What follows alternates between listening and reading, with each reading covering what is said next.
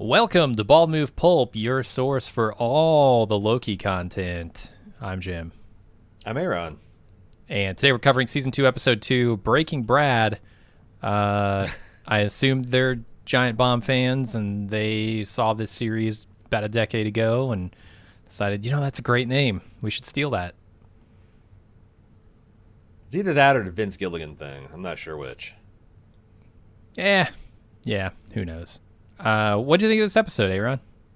It's pretty good. I mean, it's like last episode was particularly good, and I was trying to put my finger on. It's not that I was disappointed, but like I got to say stuff about this because I'm a fucking podcaster, and it's just like it just wasn't quite as funny and quite as action packed as last episode. This felt like more of an episode where it's developing things, Mm-hmm. And maybe if I want to be really critical, maybe there's some signs of some like these Marvel Plus series flab that like they got to hit so many episodes and maybe there's not that much episode, but like because was the Loki interrogating Brad a little self-indulgent? But maybe it went on for a little bit longer, but also like I think they built some genuine tension there.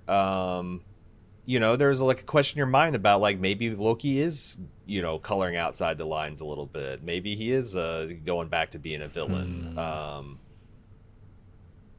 But we didn't have like it's like the pure whimsy comedy of last season. Last episode was there. It's also a little. I think it's a little bummer that like Sylvie and Loki are not getting along. Because like part of the thing that really made last season tick is their chemistry and them working together, and the fact that they're on the outs is not as much fun. But we're 2 episodes in. It looks like they're gonna be working together pretty closely going forward.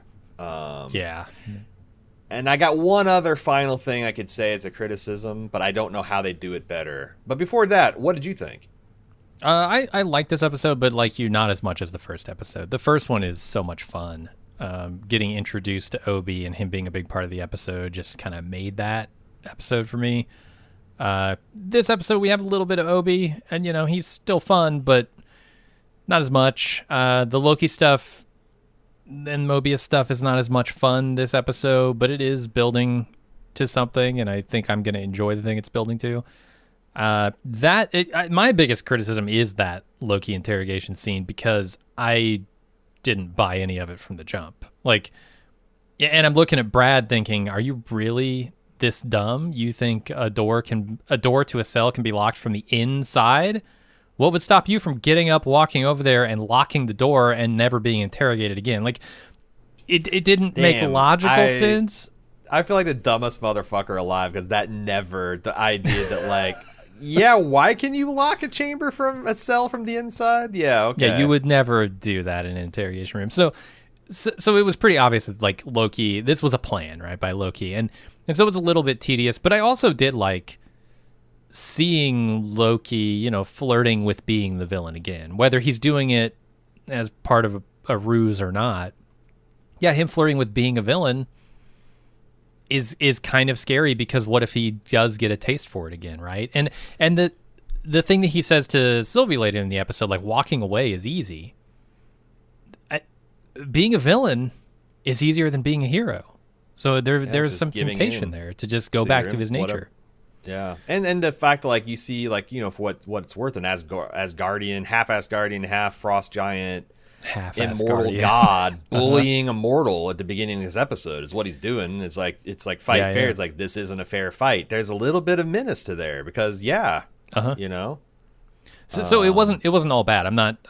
It's not a big complaint. It's just like, I saw the jig was up before it even began for me. But let me try the thing that I, when I was thinking about like what didn't. There's something about this episode that's not working. I think the biggest thing is, it doesn't feel real, like at the end of the episode, and Wunmi Masako is trying her best to emote how devastated she is that billions of people are dying because these timelines being. But none of that felt real.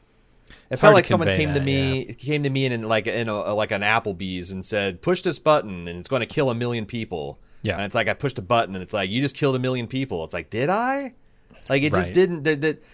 That should feel like you should feel sick. And for some reason, just watching lines of hypothetical alternate realities being blinked Yeah. out of existence does not feel like murder the way We that needed it should. some. And We needed to look at some of those timelines, right? They should have gone. They Yeah. should have done a tour of the timeline, showing us a Thanos-like disappearing of everything. Like, yeah, all how these it people should have affects blinked people into like and- a dust and just been Yeah. gone, right? And That I also don't think it helps that we've had the literal deaths of thousands of very real people happening on our TV screens this week as a backdrop, and I'm Sure. yeah, the some person saying that billions are dying is just, yeah, it just didn't hit me, and I think that's like going to be a problem if the stakes are this multiverse of like Yeah. characters that we don't know or characters just all theoretical, and like what does that even mean if you never exist? Does that hurt? Like if Yeah. a whole timeline blinks out, like what does that even mean? Because the people that like the pain of losing someone is borne by the living. If everyone just blinks out of existence at once in a whole timeline, like that's a theoretical pang of loss. And it's and you know, I try to be an empathetic person, but like I do think that's one problem they're going to have if the stakes are not people that we actually know and care about. Yeah, like you can say there's a quintillion people just died just then, but right, I and didn't hear 'em intellectually scream. that hurts, but it has to hurt your heart, and you're not connected to any of those people, so yeah, and that's a sad testament to the human spirit, maybe. yeah, but yeah. that and like I said, it's like already kind of a miracle that you can care about fake people dying in narrative fiction, like because it's not real. You can always be like, this is just a made up story. Why the hell am I getting gripped up? But like we're talking about fake people of an alternate timeline. Ooh, That you it can never start see. Yeah. starts getting pretty nebulous. Yeah. But I don't know. I mean, I still enjoyed this episode quite a bit. I'm excited for things to come from this episode, so that's a big bonus. Yeah, 100%. We'll see how it goes the rest of the season. Let's get into the recap. Can I say the post-credit sequence on this is interesting, or the previously on containing the post-credit sequence from the first episode? Yeah. I think is really weird. It's I bold, think that- considering you can and you did completely miss the fact that was ever a thing last episode. I don't understand that post-credit sequence. Like, I thought it was weird that they did a post-credit sequence in the first fucking episode to like, but you're right. You could take that post-credit sequence and shred it and make that whole timeline disappear, and your enjoyment of last episode to this episode has not changed one iota. It almost felt like it's just like, hey, we haven't forgotten about Sylvie. She's still here. Look at her. But like, Yeah. it's not how Marvel usually use credit sequences, right? Well, look, I'm for I people know, who you- are you- familiar with our coverage of Ahsoka this season, and you might be if you're a Disney Plus person. I have a little bit of a get off my lawn to get on with here. I think post-credit sequences are one of my most hated things in cinema. I think Marvel has destroyed the ability for people to value post-credit sequences, and it's a waste of time all around. If a post-credit sequence is good enough to merit me sitting through minutes and minutes and minutes of credits to get to, then that post-credit sequence deserves to be at the end of the actual piece of media. And if it's not good enough to sit through, why put it in there? Why waste my time getting to it? And if there is no post-credit sequence, don't waste my fucking time looking for a post-credit sequence that doesn't exist. All around, this is a waste of everyone's time. I hate them.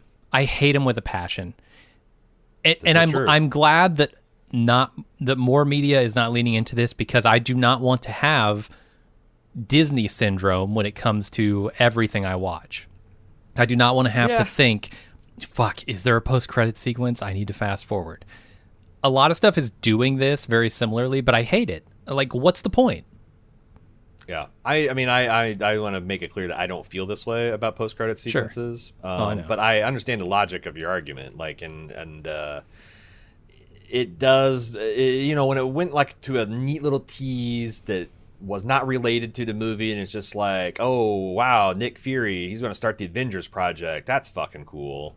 And if it's just like a funny kind of like the Avengers eating shawarma in the ruins of it in New York Deli, that's kind of fun. But like the fact, it just feels, it's starting to feel like assigned homework to me. Yeah. It's like I no longer recognize the people they're teasing at the ends of these things, and and the fact that they're doing them at the end of the first episode that's going to be directly addressed the next episode. It is weird. It's bizarre. And then putting them in I the don't previously understand on as if I should have seen this.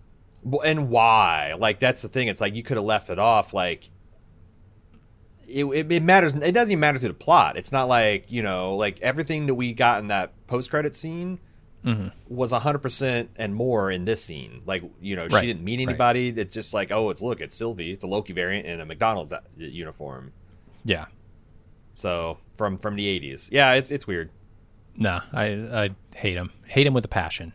But let's get into the actual episode. It's London. It's the UK. It's 1977. It's the sacred timeline. Mobius and Loki are looking for X5. Loki doesn't think that Sylvie's here because there's not enough chaos in this timeline. And he says that X5's temp pad went dark here, and that's their only lead, so they stick around. And you can kind of see they're teasing what's to come here in the next few scenes with the Zaniac starring Brad Wolfe on this marquee.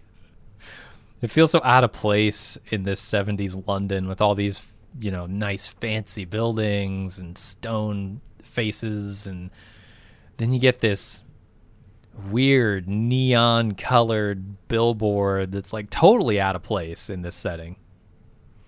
So it's interesting. There's I don't know if they're going to do anything with this, but I reflexively look into this, the Zaniac thing. There's a real Marvel lore behind this that I think this was like a 70s exploitation kind of series to capitalize on the Zodiac killer, but they had this movie star that portrayed the Zaniac, which is a misogynistic serial killer. And through portraying in the role and being exposed to background radiation left over from the Manhattan Project, he turned into this malevolent slasher killer monster with like knives for fingers called the Zaniac. And I guess there's a limited run series involving this, like in one of the Marvel's horror, offshoots. And he eventually dies, and then his spirit becomes the Zaniac, which is malevolent like life force that can inhabit, like possesses people and turns them into the Zaniac. So I don't know if they'll do I think that'd be kind of a fun idea to do a Zaniac like miniseries for like an October season at some point. But yeah, I don't know if they got plans for Brad. But the guy who gets turned into the Zaniac is Brad Wolfe in the comics. So Gotcha. Anyway, I don't know if that's going to be a fun little Easter egg or if they're actually going to do something to that later, but I just wanted to point that out to people. Yeah, so they attend this movie premiere of the Zaniac where X5 is the star of the movie. He's playing Brad Wolfe here. He's got a new life that he's set up. They grab him, and he says he needs to catch them up over drinks, which is a ruse. He tries to run for it, so they chase him. There's a whole sequence, and then Loki eventually uses his magic to catch him. Which is unfair. Quit with the magic. Fight fair. Yeah. Get out of here, dude. I did, I was thinking, you're trying to outrun a god. Yeah. And does a frost he need giant. to foot chase you? I don't know, dude. And then and as I was thinking that, I like that Loki pointed out it's like, this isn't like is he going to catch him? He's going to catch him. Yeah. I really like B-15 running up with like, oh my God, Brad Wolfe, can I get an autograph? And he stopped, even though he's on the run from these guys, he can't help himself. And it's one me, and she clocks him and grabs his temp pad, and that was great. Yeah, good stuff.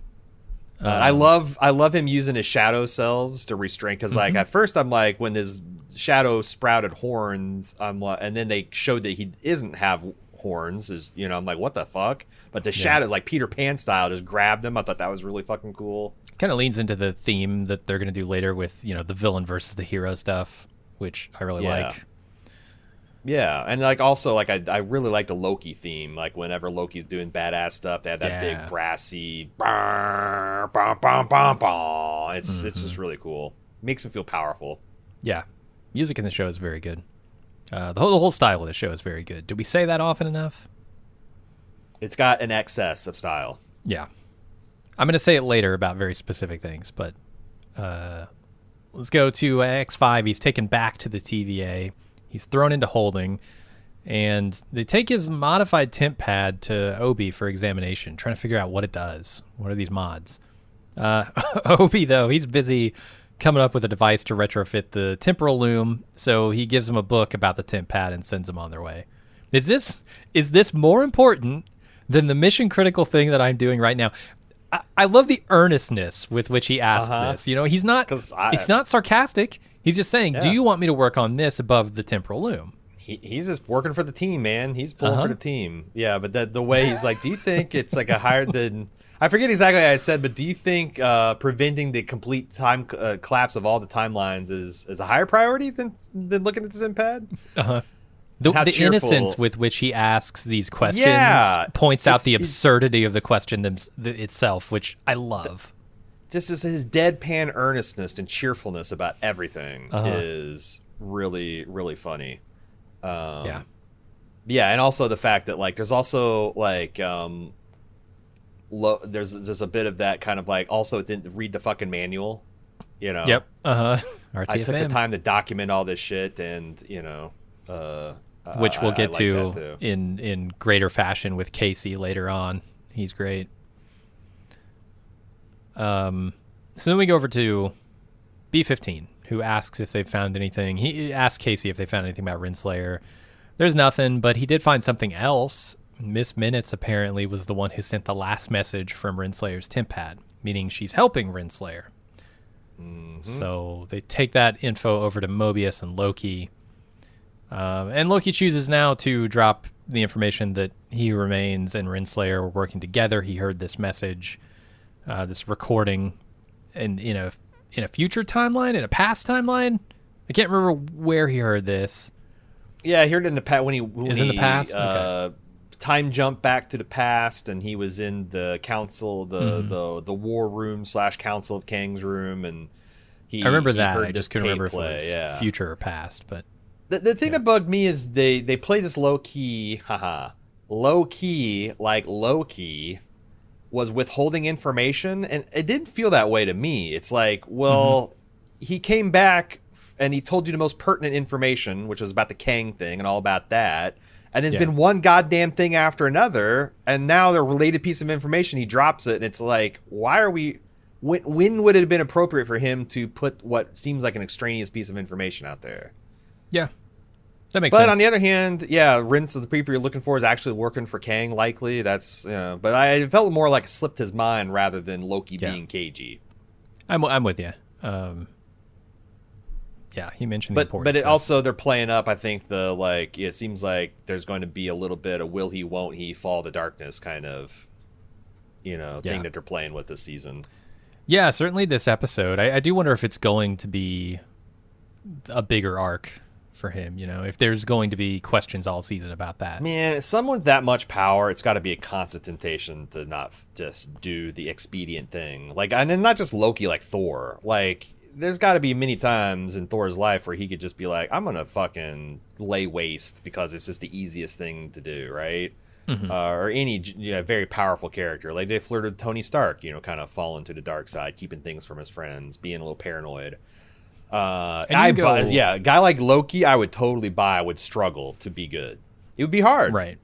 And you go big and obvious with that, right? Like, he gets into a situation where he chooses to be the villain again and he craves the power or whatever. Or you can go pretty subtle, like I think they're going to do, which is the more nuanced way is to say, well, he's doing this for a good cause. Yeah. But what are the consequences of those actions, right? Yeah.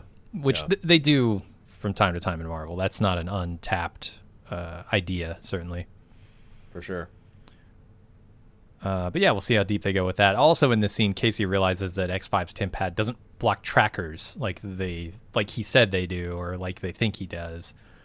So they go to interrogate him on what this thing actually does. He's a huge asshole. He tries to get under Loki's skin by calling him a villain, telling him to stop trying to be a hero. So Loki, he's firing back. He agrees with him, and he threatens to do villainous things to him unless he tells them where Sylvie is. That doesn't work, though. Brad just has a comeback for that. So Mobius tries the good cop routine, offering to get him back to his actor life if he just tells him where Sylvie is. That doesn't work either, and Brad tells him to wake up and get a life, and Mobius eventually punches him, and they have to stop the interrogation temporarily. Cool things down. Yeah, I feel like leaning into Loki as evil at this stage of interrogation undercuts what they do next, because it's kind of like just a small foretaste of what they're going to do in full. I agree. There's something, like I said, there's a little, it is a little loosey goosey. Could have been tightened up a bit.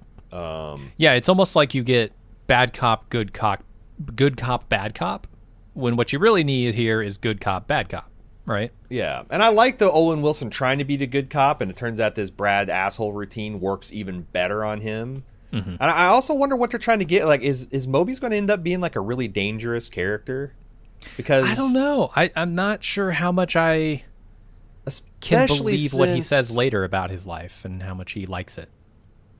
Especially since he, we know he has this like longing for the jet ski lifestyle, but like he's very studiously ignoring all those questions this episode, and that's the thing. Don't tell me if it turns out Mobius is like some super villain, super villain or an anti-hero or something like that. Because I could, but it's like it seems like they're doing something along like where is this repressed streak of hostility and frustration and feeling like you're a nowhere man? I also thought it was interesting when he says you're a nowhere man. Like, nowhere is a place in Marvel. It's a giant hollowed out head of a cosmic giant that the Guardians of the Galaxy, that's their home base. You've seen it, like Nowhere. In a Guardians of the Galaxy, what they call it? It's that. Yeah, it's a big hollowed out skull of a celestial, an eternal. I can't remember which cosmic being it is, but. When they said you're a nowhere man, I instantly made that connection. It was like, I wonder if there is some kind of like Guardians Phase 5 connection. But yeah, something maybe. I got, like I said, don't tell me if I'm onto something, but I wonder if I'm onto something.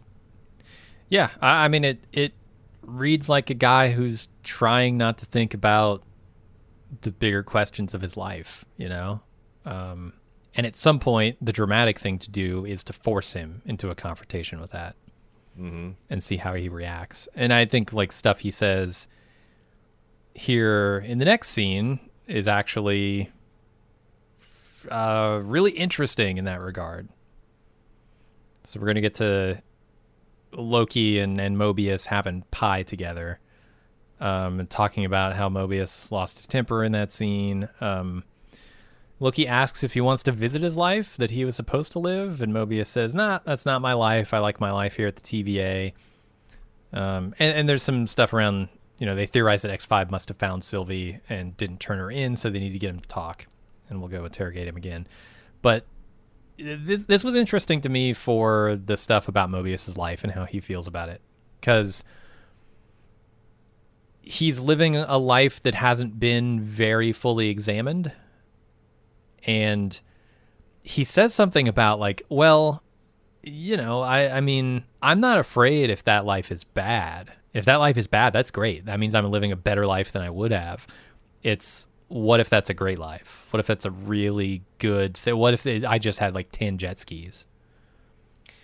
Yeah, and also there's like the really thing that would haunt you is like, what if there's someone else? Like, what if there's someone important that you're missing out on, or it's missing out on you? Like, that's it's not just all about you too. Like, what if you're supposed to have kids? What if you did have kids and you don't even know? Mm-hmm.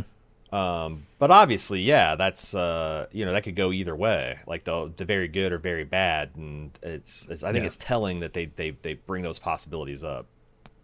And it's also not super dramatically interesting to show him the awful life that he would have had without the TVA. It's way more interesting to show him an amazing life, right? Or an awful like what if he's bad? What if he's a bad guy? What if he's like a terrorist or an arms dealer? And then you have to question: is that in me? You know? Yeah. Is that exactly? Is that still a part of me? That's what I'm talking about. Sure. I fucking love a good automat. I don't know why these places aren't more popular. I feel like nowadays when you could just like wave your cell phone at something. Well, I mean, but this like particular one, yeah. I think these things are kind of big in Japan and other places like it, where it's like, you know, they have these big rents, like, you know, have all these food and you just pay what you want and take it and eat it there. Go. Like that seems like a cool idea. And now we got the cell phone, you know, the tap to pay payment type stuff. I think it would be even better. Maybe it's a chicken and egg thing, you know, like you got to put out a whole bunch of stuff. Like I think of IKEA, right?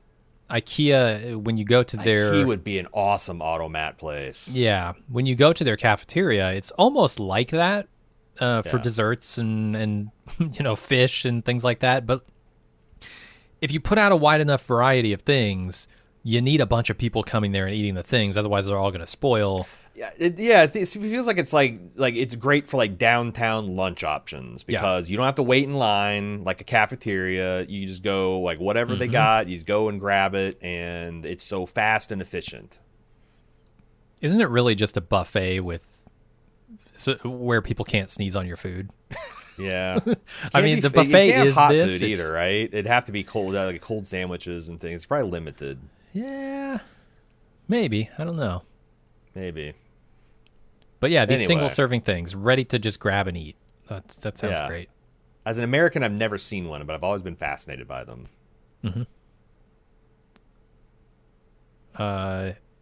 What is it with pies in the show?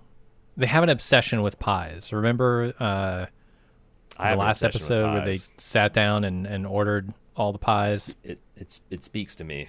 Yeah, I like pies. My grandfather was quoted as saying, "I only like 2 pies, hot and cold," and I kind of got that same thing. I do love a good pie.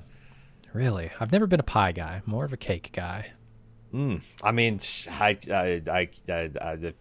have a hard time saying no to either, honestly. But Fair. pie, I like pies. Because I don't know. I feel like it's hard to make pies. Like that pastry kind of that's a very hard skill. Whereas like baking cake's easier. So like maybe I prize. It's hard to make a good pie.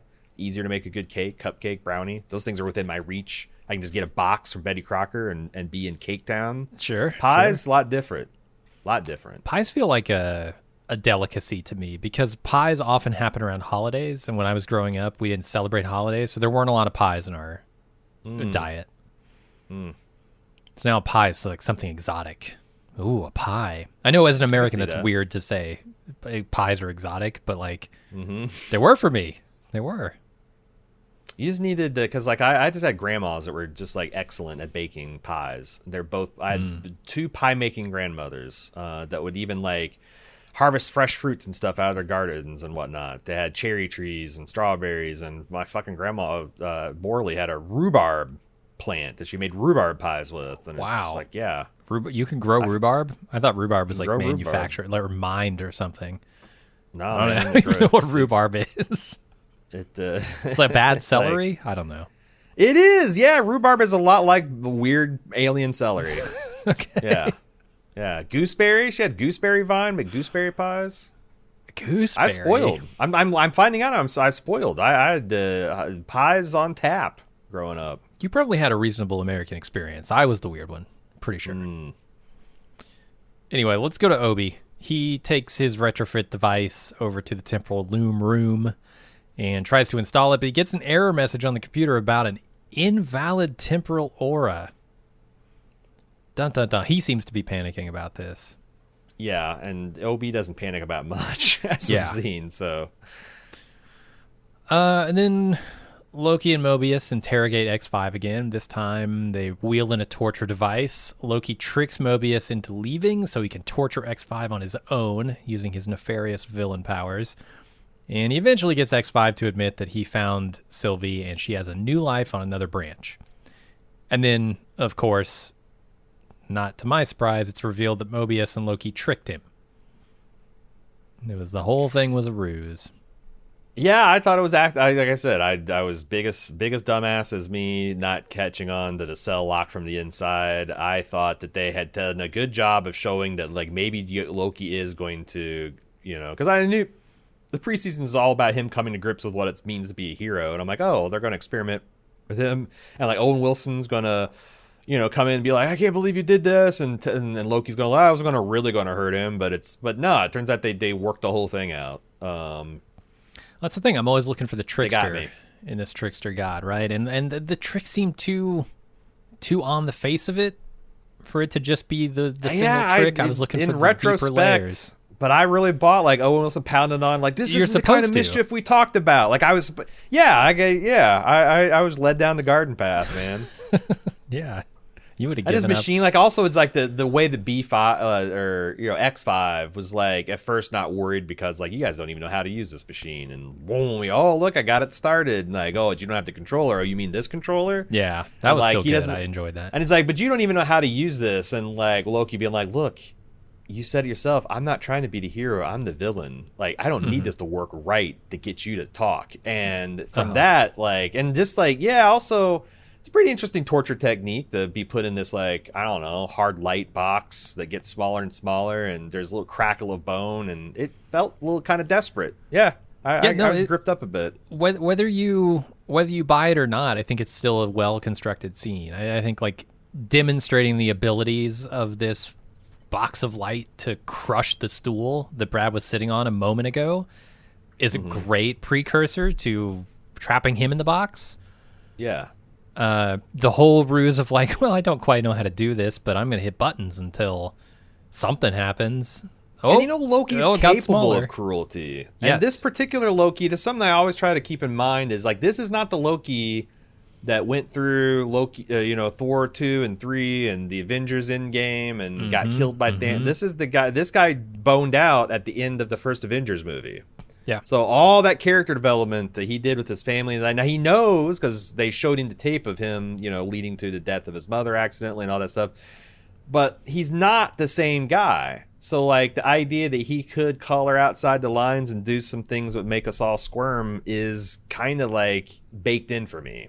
But yeah, no, I'm with you. So I was thinking from your experience, this must have been extra like long and tedious because you saw it coming the whole way. Well, it's such a good scene that it didn't feel tedious, and but Tom and I Owen did knew it well. The resolution. Like they really hit all the points. Like it didn't feel like it's because some shows like a lot of times will let the audience in on the joke. Yeah, like if a Star Trek: Strange New Worlds did this with Pike and I don't know Una or something, it would probably be with a little bit of like the joke is like the bad guy's not in any trouble because Pike could never do that, and also they've kind of talked about working this up and he's being a little hammy and being a bad guy, but they were playing it straight I thought and did a good job of it. And there's a couple of things that make it feel dangerous, like you said, Loki can be the bad guy, absolutely. Especially and Tom this version is being of him extremely menacing. Like he's being very powerful and like you're an insect and the fact that he actually really doesn't know how to use this machine.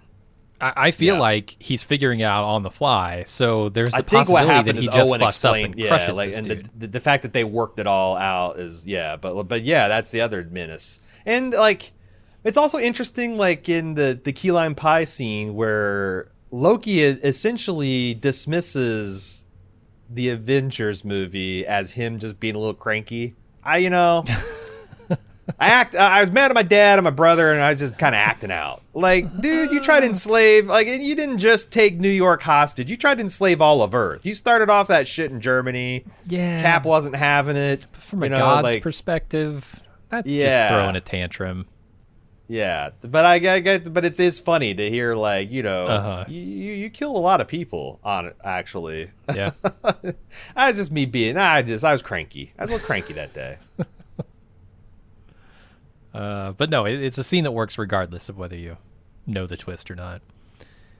And then we get B-15 introducing Casey to Obi. He's a huge fan. He's the guy who wrote the book on the devices. Obi says the containment doors are locked and only he who remains can open the lock, although Miss Minutes could override that lock. But yeah.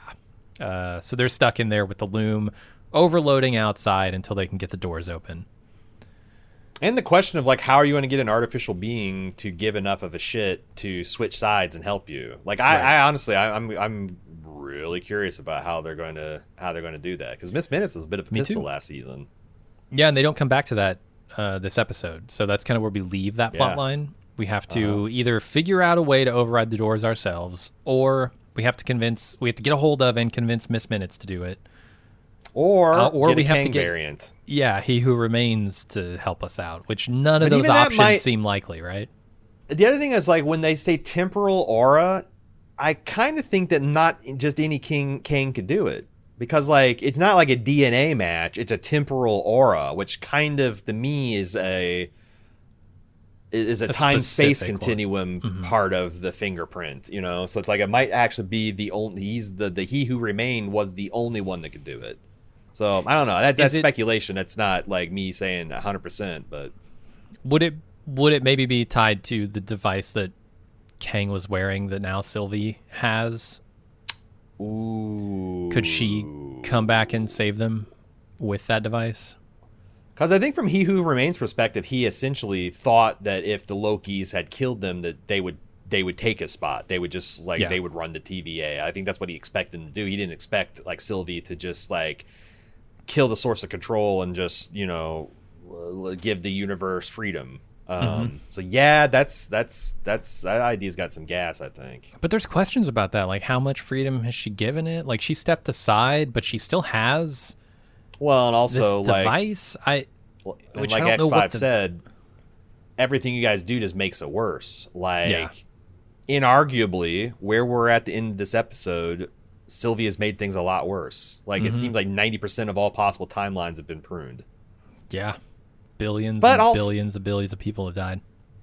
But also, that was just what the TVA was doing. Like, they were keeping one timeline, so they were pruning. So it's like, that's the other thing. Know. It's like... Right, it's the difference between knowing that you're doing evil and thinking you're doing good. And the same thing can happen with Loki, right? Like, that's why this stuff is interesting, because I think all these themes can kind of mesh in a cool way.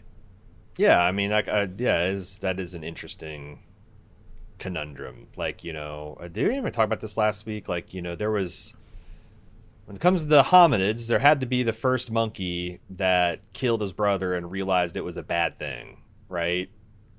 And I think, like, as society, especially in the last, you know, post World War II, the whole idea of like, oh, you just can't smash and grab whatever you want because you can. That's a bad thing. Oh shit. And we have like we've got like kind of living memory of goes back further than that. We knew where the borders used to be, and it was like, oh God, I kind of like collectively were going through that. Like, well, how do we go forward, and how do we unwind things? Can we unwind things? It's interesting. But like I said, they're just not quite selling it. They haven't quite sold the horror of, oh my God, we've been doing this too. And also, it's hard to. Can science fiction series start getting real with their numbers? Like billions? I mean, every timeline that's pruned is billions. We're talking quadrillions of people. If we're talking, I guess in the Marvel timelines, universe, absolutely, yeah. Yeah, you're talking about not just people on Earth. You're talking about everyone in the whole fucking universe of that timeline getting blinked out. And it drives me crazy on Foundation too. They say billions. No, that's an Earth number. When you go out of Earth, you got to start that number with a T at the bare fucking minimum. Probably something like Q and G, like exotic numbers that you don't even heard of, is what we're talking about, living conscious beings in a whole universe. But they don't do it. It always bugs me. Yeah, same here. It's very soul-centric way of thinking. Yeah. Anthrocentric, I don't know. So let's go to Broxton, Oklahoma. In 1982, it's a branch timeline. Loki and Mobius take X5 to McDonald's to go get Sylvie. She's been living her best life here, and if you missed last episode's post-credit sequence, you might not know that. But she's just working at McDonald's. She takes a break to talk with Loki, and Loki says the TVA is in danger, and she was there and wants to know what's going on. She doesn't want anything to do with it. She just wants to stay here. But he reminds her that without the TVA, all this stuff you love so much is gone too. In 1982, the shake machines at McDonald's were not broken. Right? Yeah. That's because they were only like 30 years old, and you could bop up to McDonald's and get a milkshake, and the machine wasn't broken.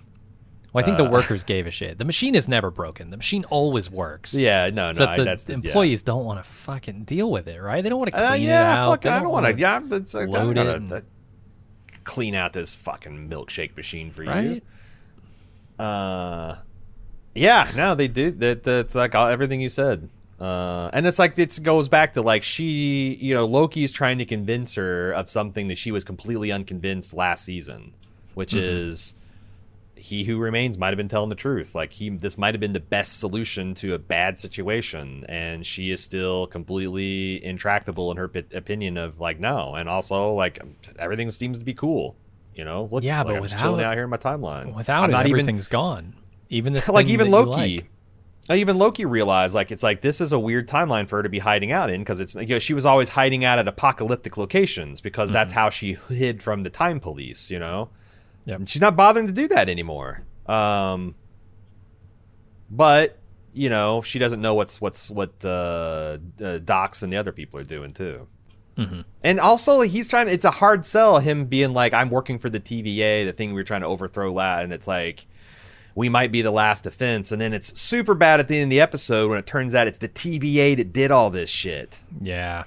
Like, you're talking about who remains, but you guys all, the last line of defense is the one that shit the bed and killed all the timelines. So she's probably going to be even worse to try to get on the board next episode.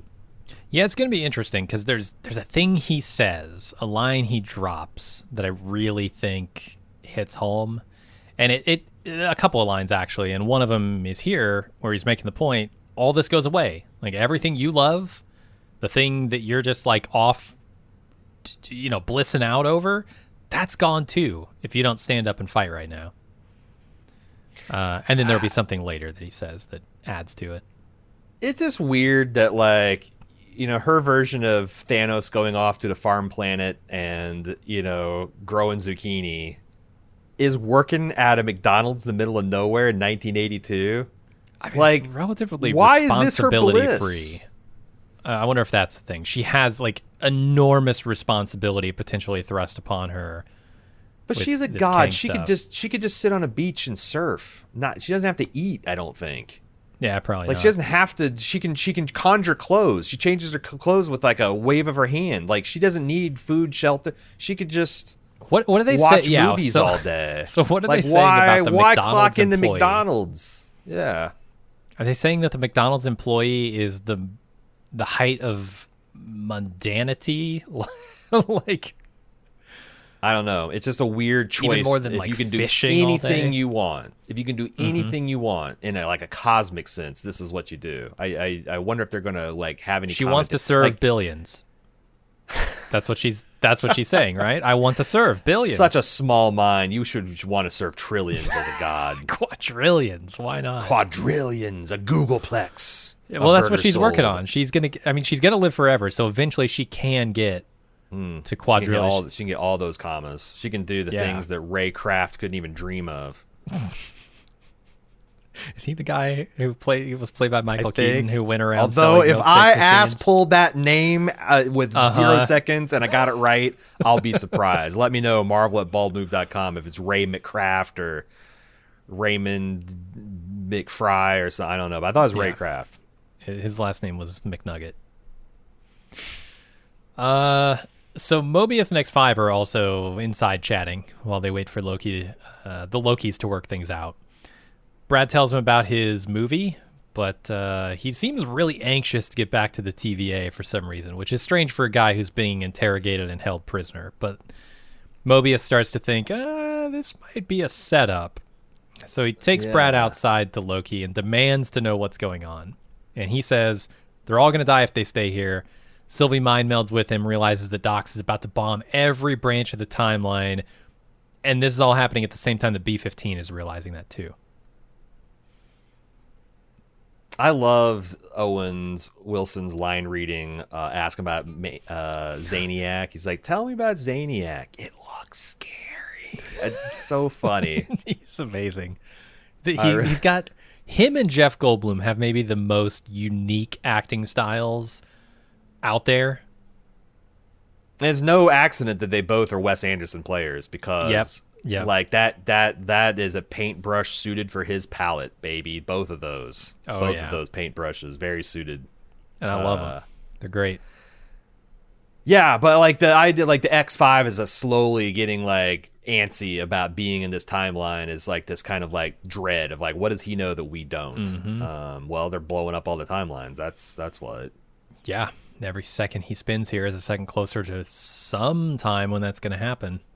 And I felt like there's the other kind of slightly weak point of the episode is that I'm not clear exactly how they went from having no idea where Docs was to like being able to like it's like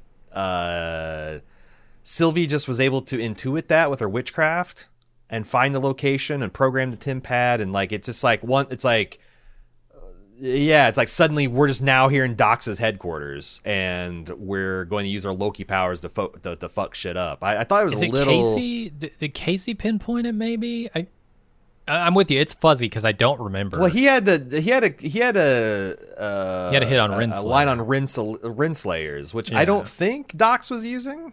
I don't think she's involved with Renslayer at all. No.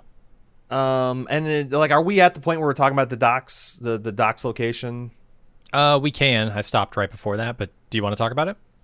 Yeah, because like I was like, there was not a lot to explain. Like it's like, hey, why are you so antsy? Oh, and then she just grabs him and uses witchcraft, and she sees the scene that we saw, and now she just knows everything. And they're moving on with their Tim pads and all that stuff. I thought that was. I guess he knew Doc's location and plan and all that, so maybe that's. Yeah, why could Loki not do that? Does he not have that ability? That's only a Sylvie thing. Oh, I can't remember. Because now he can see into the future, which she was skeptical of, but he can't. He's just was able. He was like he was torn between time. It wasn't something he had control over. So I don't know. There's an interesting thing about them like having low trust. But yeah, they're at Doc's place. The last time they spoke, they were fighting each other, literally. Fighting each other, but not with this much enmity. I felt like, when she kicked him through the door, there wasn't like this heat and resentment. It's kind of like he was trying to talk her out of doing something, and she just unilateral. If anything, he should be pissed at her. Well, it was distrust, right? Like she thought that this, good guy act was all an act, and kicked him through the time door because she thought he wanted the thing that he wanted the power for himself, right? The thing that she was trying to destroy. So, like, I can see it still being heated. This is the first time they've met since. Like her, like it hasn't been long, right? It's also not been much time at all. Yeah, it's been like not even a full day. Probably, yeah. But and the fact that he's showing up is like the implication, like I'm going to drag you into something, and I don't want to be drug into. I don't know. Yeah. And showing up with the TV, I don't know. I felt like it's a little bit too much. What the fuck are you here, and why? And why would I want to talk to you? Yeah, we don't know what she knows, right? Because she's kind of out of time when she's with Kang, right? Yeah, she has no idea what the fallout from Kang has been.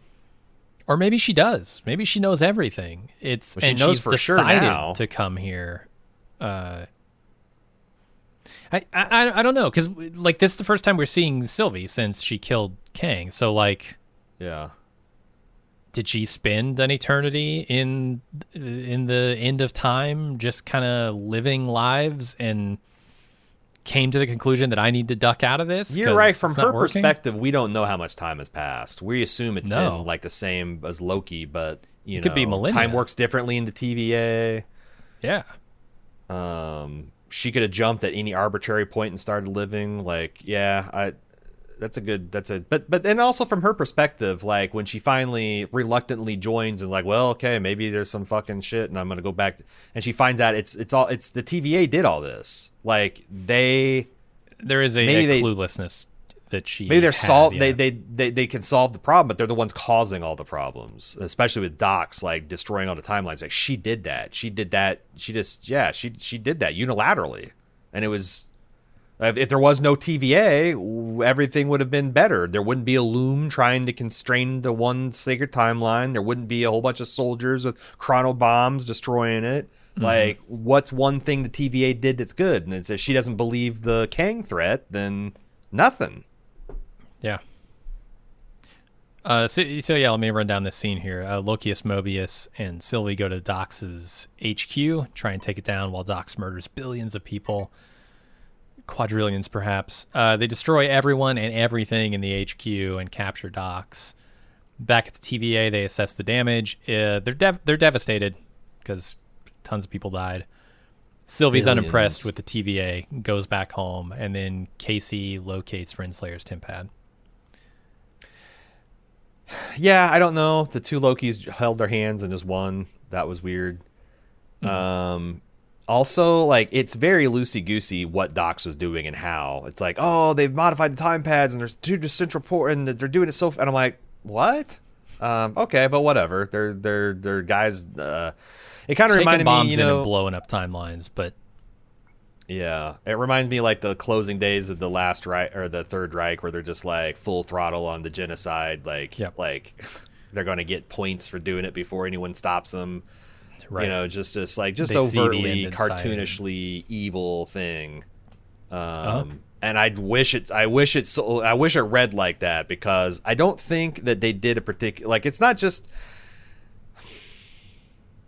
I mean, like I said, One Misaka is just looking in the camera with like a somewhat neutral like expression on her face. It's a bad expression, but it's not like, and maybe that's the point. Like, how do you feel about billions of people? Like, there's like, what does that feel like? But unfortunately, as a viewer, that's what I was thinking. Like, what does this feel like? Is this real? Is that?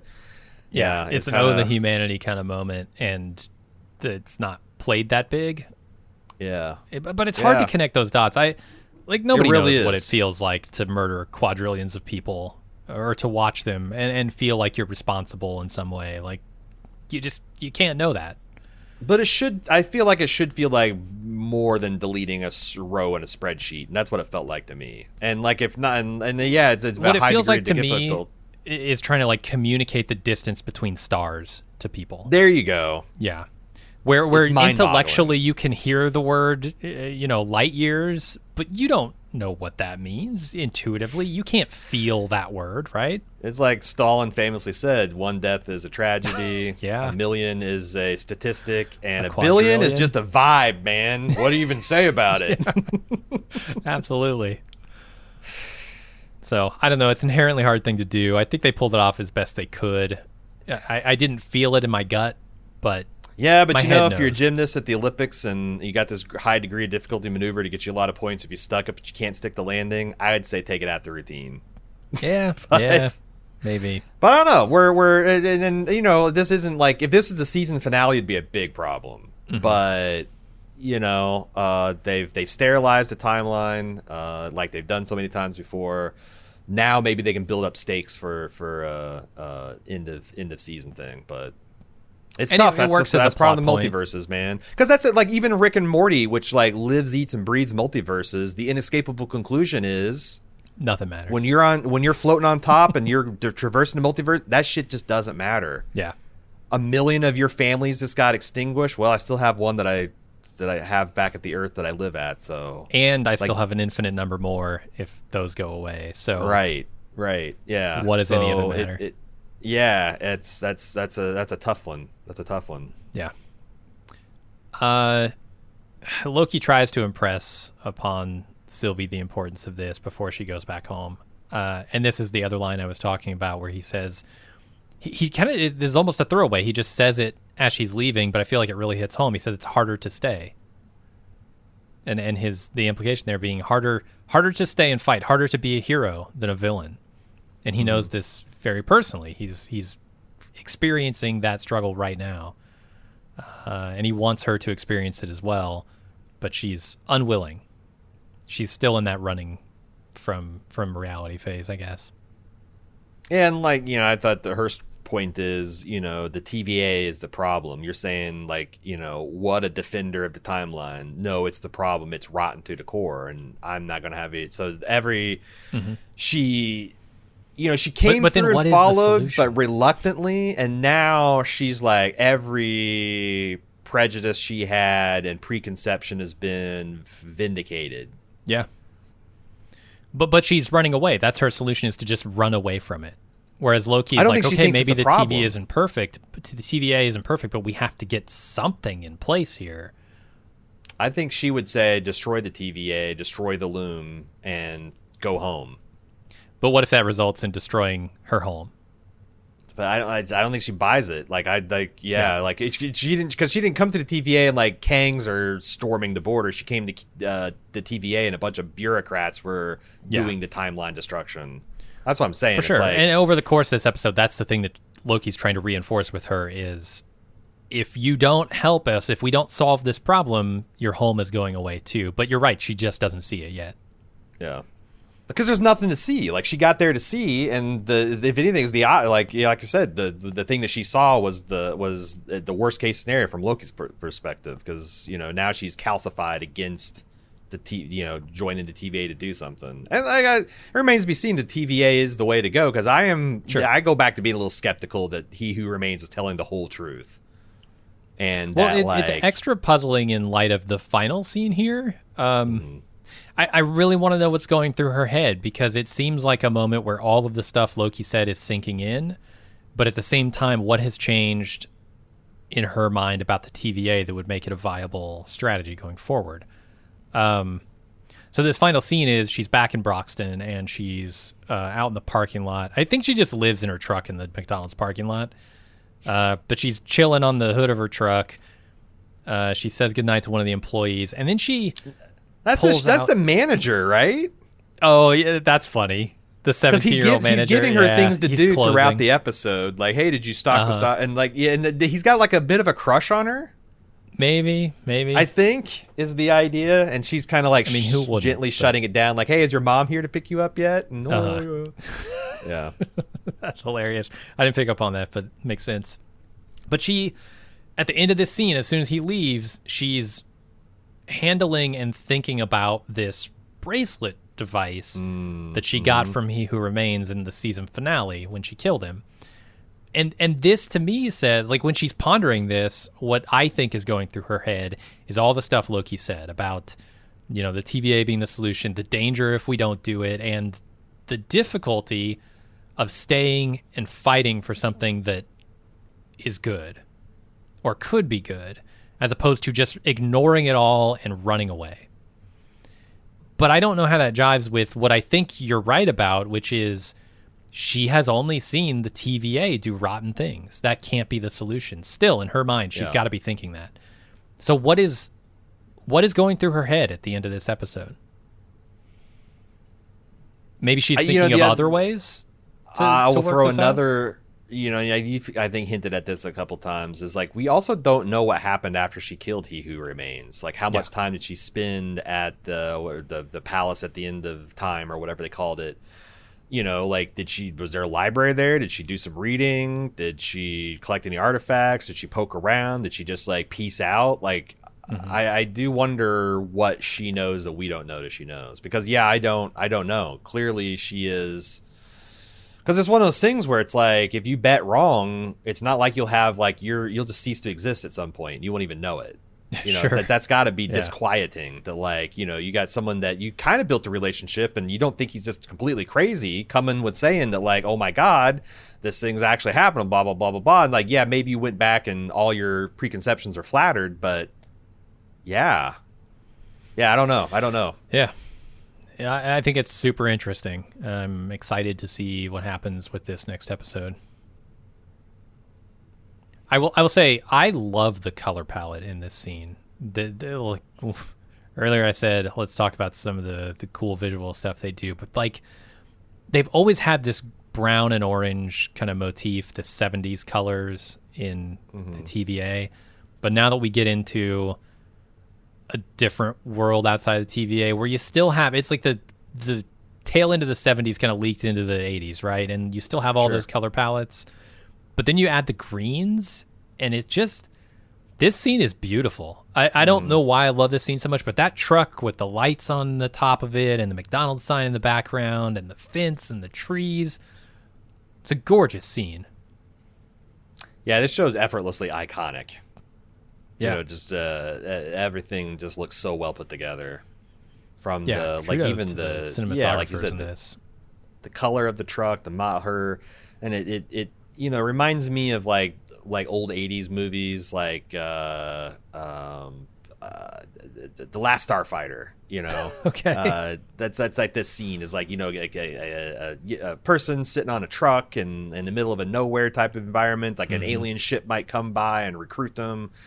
It's got that kind of feel, Close Encounters kind of thing.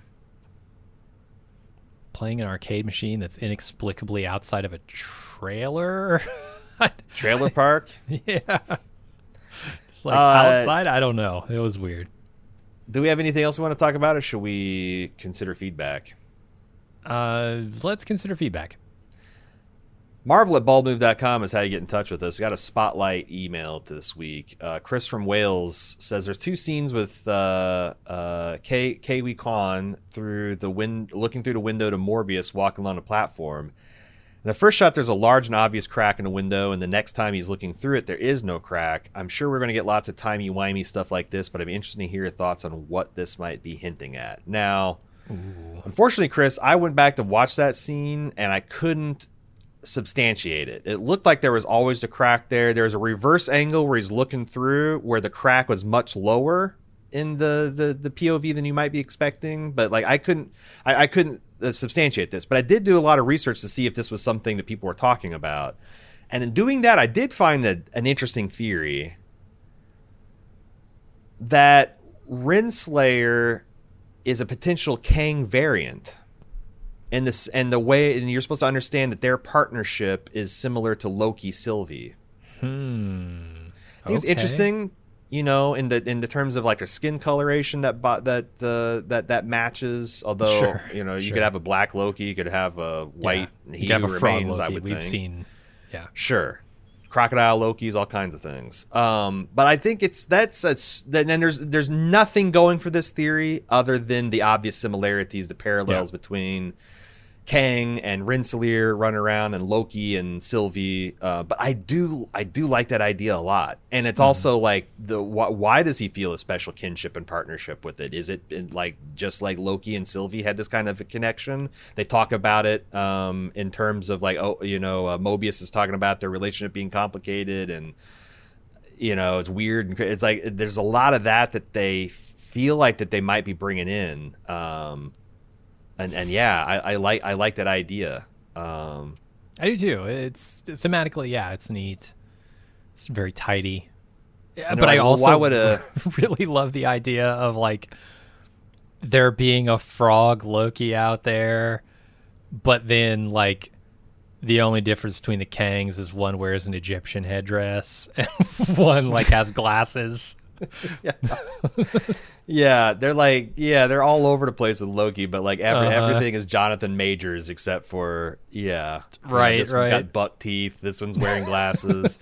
And the one though in the thread that they were discussing this possibility, the biggest objection is, well, why the fuck would a Kang variant hang out to be a school teacher or a principal, right?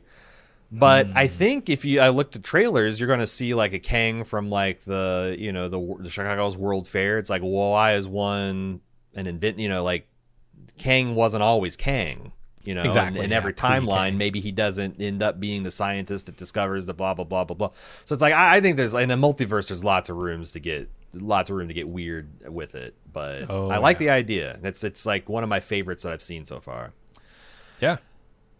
But yeah, if you want to send us in some potentially wrong, and I'm not saying you are wrong, Chris. I'm just saying that you didn't give me a timestamp, and I couldn't find it looking for it, and I didn't see any discussion of it. But if you want to send us up some wild goose chases that nevertheless leads to some interesting theories, you got some observations about Loki, or Sylvie, or anything, Mobius, Ouroboros, Obi, whatever. Send that in to Marvel at baldmove.com. I'd love to hear from you. If you want to find out what we're doing besides Loki, check us out on all our social medias at BaldMove, except for TikTok, we're at BaldestMove there. Some hair follically challenged young man beat us to bald move, if you believe it or not, on TikTok. We snossed, we lost. Then also, if you want to support us and you get ad-free feeds and tons of bonus content, man, we have been on a tear with Off the Clock. We just talked about No One Will Save You. What was the other thing we talked about this week?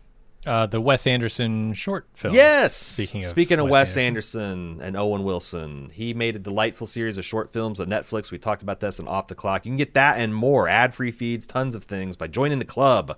Support.baldmove.com if you are so inclined. Otherwise, we'll see you next week for season 3 of Loki. Until then, I'm your host, Aaron. And I'm Jim. See ya.